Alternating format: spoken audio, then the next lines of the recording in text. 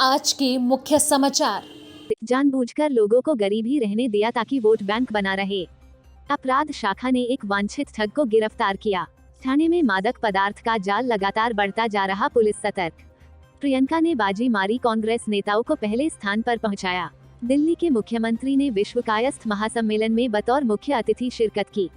इस दौरान उन्होंने सम्मेलन को संबोधित करते हुए पहले की सरकारों, राजनीतिक दलों पर निशाना साधा। उन्होंने कहा कि देश की गरीबी मिटाई जा सकती थी, लेकिन जानबूझकर लोगों को गरीब ही रहने दिया गया ताकि वोट बैंक बना रहे। दिल्ली के तालकटोरा स्टेडियम में विश्व कायस्थ महासम्मेलन 2021 को संबोधित करते हुए आप संयोजक और दिल्ली के सीएम अरविंद केजरीवाल ने कहा कि मैं सोच रहा था कि आज का कायस्थ महासम्मेलन है और मुझ बनिए को आपने चीफ गेस्ट बना दिया है। पुराने जमाने से ही कायस्थ समाज देश के निर्माण में सहयोग दिया है, अवसर भी कायस्थ ज्यादा है, देश को चलाने वाले कायस्थ समाज के लोग हैं। केजरीवाल ने कहा कि 7-8 साल का अनुभव हमें बताता है कि जानबूझकर देश की संस्थाओं को पीछे रखा गया है। हमने 6 सालों में सरकारी स्कूलों की स्थिति अच्छी की, 2.5 लाख अमीर लोगों ने अपने बच्चों को एडमिशन करवाए हैं। उन्होंने कहा कि ये पहले भी हो सकता था, लेकिन जानबूझकर लोगों को गरीब रखा गया ताकि वो वोट बैंक बना रहे। प्राइवेट स्कूलों के लिए सरकारी स्कूलों को खराब किया, हमने इसके लिए देशव्यापी मुहिम चलाना है। अरविंद केजरीवाल ने कहा कि सरकारी अस्पतालों का भी ऐसा ही हाल था, अब ये अस्पताल प्राइवेट अस्पतालों को टक्कर दे रहे हैं। हम महंगा से महंगा इलाज भी मुफ्त करवा रहे हैं।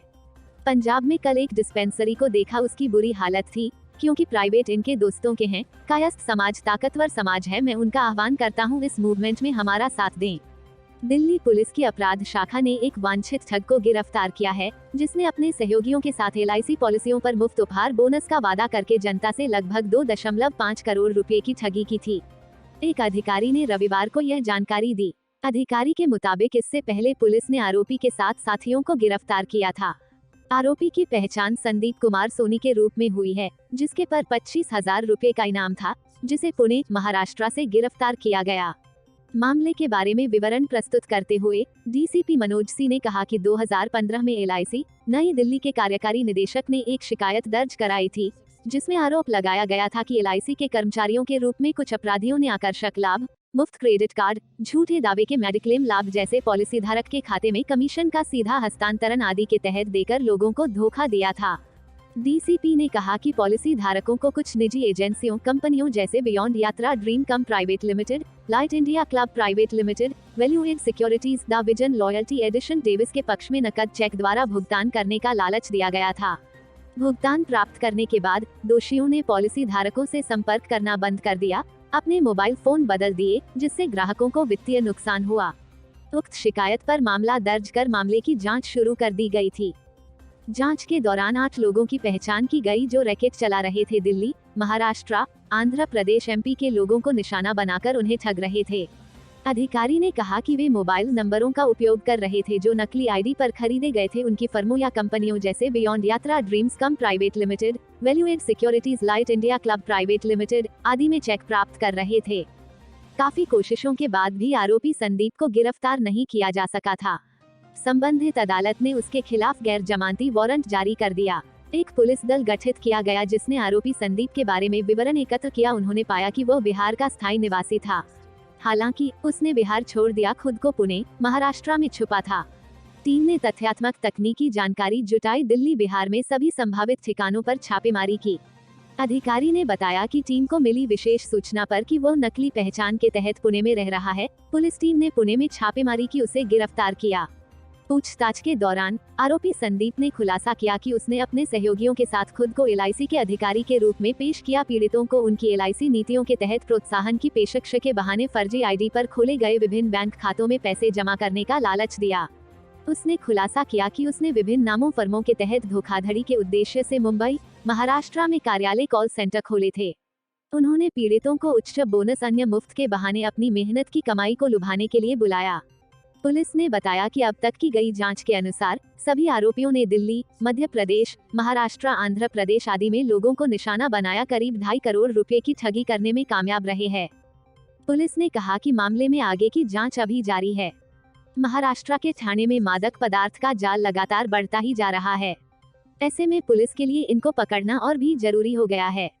ऐसे में महाराष्ट्र के ठाणे जिले में पुलिस ने 2 अलग अलग मामलों में 3 पुरुषों तथा एक महिला को गिरफ्तार किया और उनके पास से 19 लाख रुपए से अधिक के मादक पदार्थ बरामद किए।